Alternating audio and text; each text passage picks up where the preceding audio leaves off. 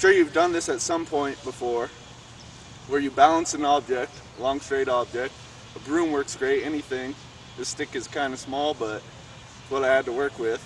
And when you balance it on the palm of your hand, you have to keep correcting the movement so it can stay up there and not fall. If you look at my eyes, you notice where I'm looking at this object, at the very top. It's because any small movement that the top does, I can easily correct by moving my hand, the base of the object, around. Contrast that with staring at the bottom, the palm of the hand, and trying to correct.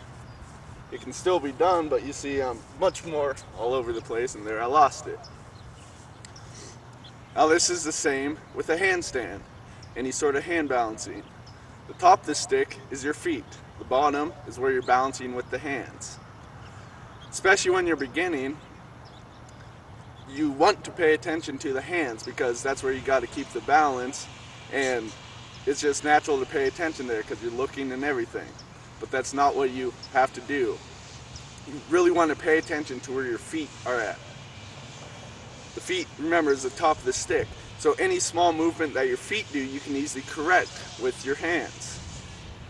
If you're paying attention to the hands, by the time that your feet are overbalanced, underbalanced, even to the sides, especially on some of the walking that we're going to be getting to, it's much harder to correct it, and you'll find that you fall out of balance.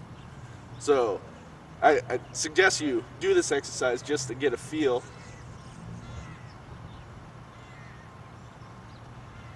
so you understand the concept of balancing the object. Paying attention to your feet, not only will you be able to correct any movement, but just keeping your mind there, you'll tend to keep your legs straighter and tighter, which of course helps the handstand. So one of the biggest tips, pay attention to your feet and not your hands for the balance.